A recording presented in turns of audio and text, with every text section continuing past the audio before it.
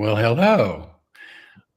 I'm here with the amorous and delightful Iben Larssen, and we are here to help you with quantum synchronicity.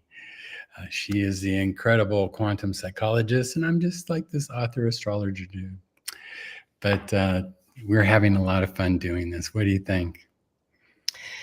I do think we have a lot of fun, and I would like to rectify the fact that you're just an astrologer. You're also an amazing author, and you have been practicing Buddhism for a long, long, long time. So I feel that you have so much to offer.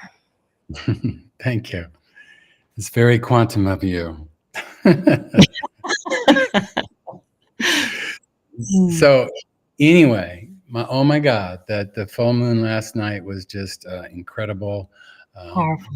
That along with the other incredible things that are going on, like Saturn being direct, Uranus also in the equation with the sun, and the sun is actually going to be opposite Uranus here pretty soon, which is just like breakdown, breakthrough. If you are you sensing something, well, Saturn is in Pisces, so it's reinitializing its mission, and its mission has to do with superluminal communication, with compassion, with helping us understand that we are not alone in the universe, and we all have a mission and a gift and a purpose to our existence.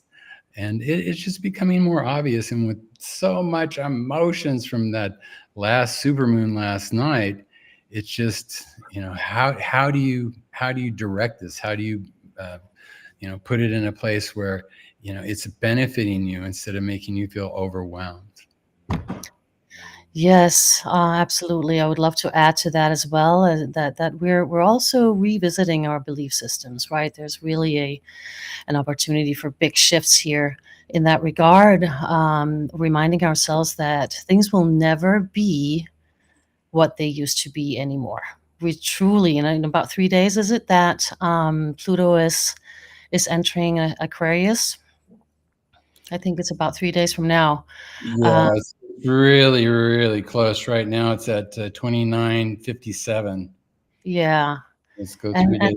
Now it's 3 days exactly. Then it's right. 0, 0, 0, 0.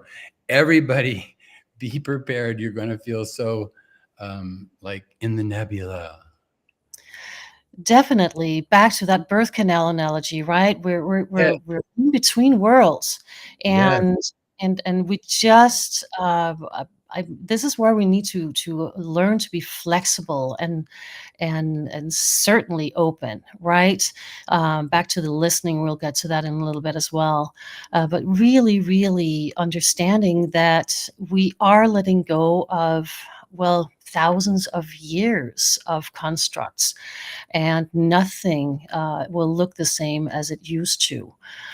So again, back to grieving and letting go, letting be, death and rebirth, energetics, and we can also see that as a clean slate, right? This is where we can really redefine who we are individually and collectively, which would be wonderful. And all of these things that we're seeing on the big scene, on globally, and then again politically, of course, can be great reflectors as to where it is that we might still be stuck in some belief systems that are no longer serving us, where it is that we could definitely go into more expansive thinking, where we can be more flexible indeed and more resilient. Without resilience, I think it's going to be very hard for us to grow and to evolve as a human collective. What's interesting to me, and I used this analogy earlier today, was that full moon was like the shimmer over the ocean of love, if you will, or the vast, unlimited black ocean of night. And that to me is our relationship with consciousness and awareness in a nutshell. and to observe the shimmer on the infinite black is really this quantum experience, where we're getting to start to see the mechanism that ties awareness to consciousness. Absolutely. And also reminding ourselves that we are talking about the sea analogy or the ocean analogy, that we are like waves of the ocean, the waves being the individuation of that same big entity, which is the ocean. And the more that we can actually dive into that energetic and understand that we're all, another analogy would be the fingers of the same hand, right? With different frequencies, with different identities, in the present moment that we're in, but that we're all part of the same. This is really a time for us to remember that, and look at where it is that we stay within our own separation, with our own divisiveness within. And we have some tools here that we would like to share with you.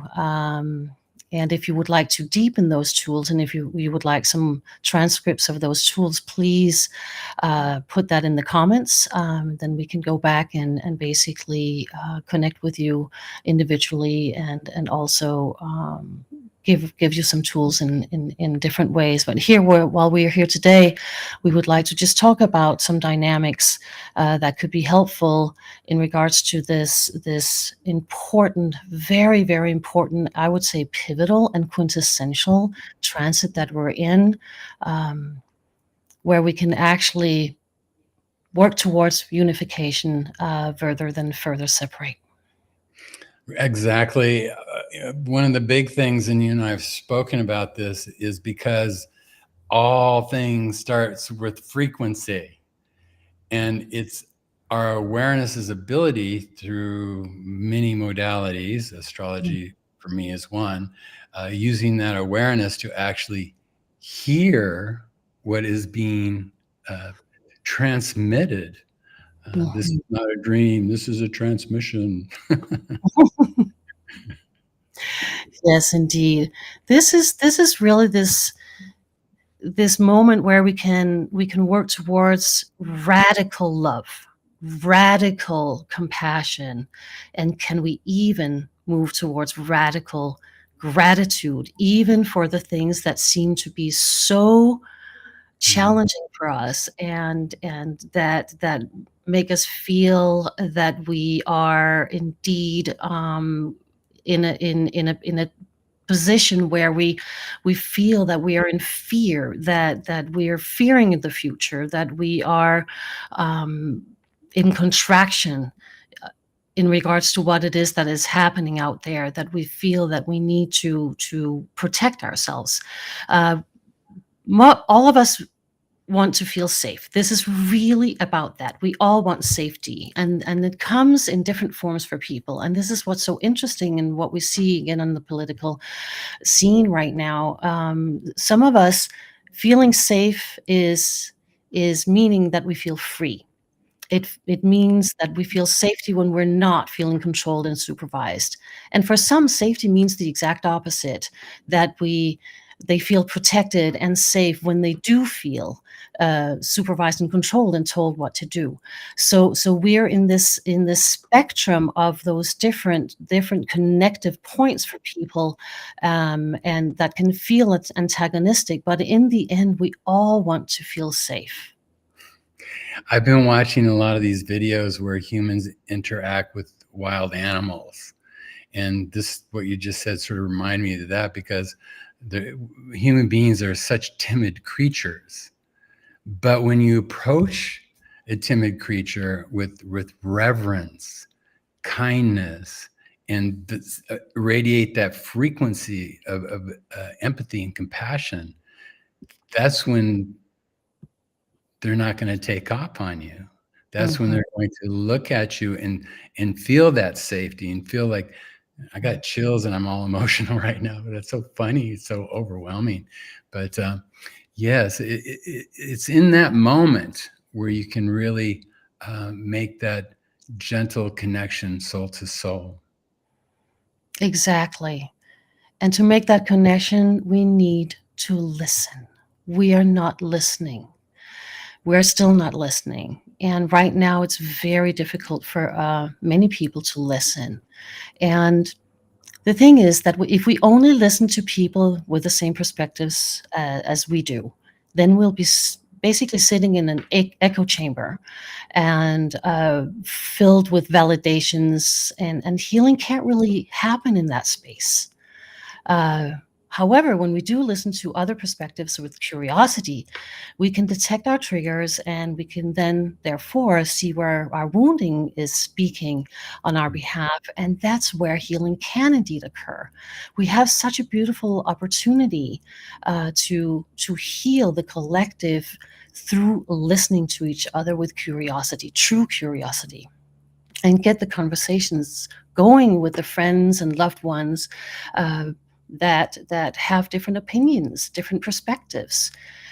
This is where we can indeed ask non-confrontational questions, and we can observe through the lens of polarity versus antagonism, and we can stay curious versus passive aggressive. In those moments where we just open up with that resilience and that curiosity and innocence, we could learn a lot about ourselves, and therefore heal whatever's in the way of us finding that safety and connecting with others, and creating more of a communal unification. Unwrapping those programmings from the ordeal that humanity has gone through for the last 17,000 years is no easy task. But being able to really be excited about being curious about somebody else, being recognized is such a fundamental human need.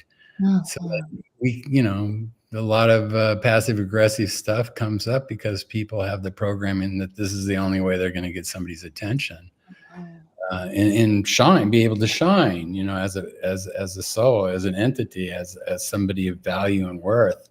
So it's just really, you gotta listen for that, and you gotta listen for it coming from yourself, because Yes. they're all got the programming, and passive aggression is one Mm, of those things, along with gaslighting. absolutely, absolutely. And again, if we can listen to understand versus listening to respond, when we sit and listen with a knee-jerk reactionary response, we're not truly listening. When we actually open up, again back to that curiosity, that innocence, like children when they want to learn something, right? Really listen, and just take a pause before we react, and just sit with it for a little bit, and maybe ask more questions. Um, Tell me more, for example, instead of shooting back with, this is wrong. Again, the blame and shame game, the wrong making, the finger pointing, etc. If we can truly own our own triggers and projections, it would so change the climate and the landscape right now that we're in. Goodness, yes. But I really feel that our collective is getting it. It's just through observations. It's just putting a word on it, putting a frame around it, so that we can, discuss it with other people in a non-confrontational way. I've noticed this thing happening. It's happening to me, and I've seen it in other people. What do you think about it? Is it happening with you too? And if Mhm. it is, how can we encourage it in each other? Right. Exactly. And again, really looking at when we do have these very strong opinions about certain people and how they operate, and what it is within them that might feel very triggering, and even fearful, or fear making. Um, that's also where we can come up with a couple of ideas here. For example, there is a lot of talk about um, dictatorship, fascism, authoritarianism and control, both ways, in different versions. And if we really look at the dictatorship and the fascism and the control, authoritarianism, we are really looking at the perpetrator and bully energy. So what we can suggest that that we can actually do with this is we can ask ourselves, where do I carry that within myself? Where do I carry my own holy energy, right? And that could be as simple as every time I have an emotion or something that is challenging for myself, where do I tell myself to get over it? It's I a very really, violent thing to say to oneself, is to get over it, or to somebody else. When do we tell ourselves to get over something instead of allowing itself to be? That is a bully energy that a lot of us carry.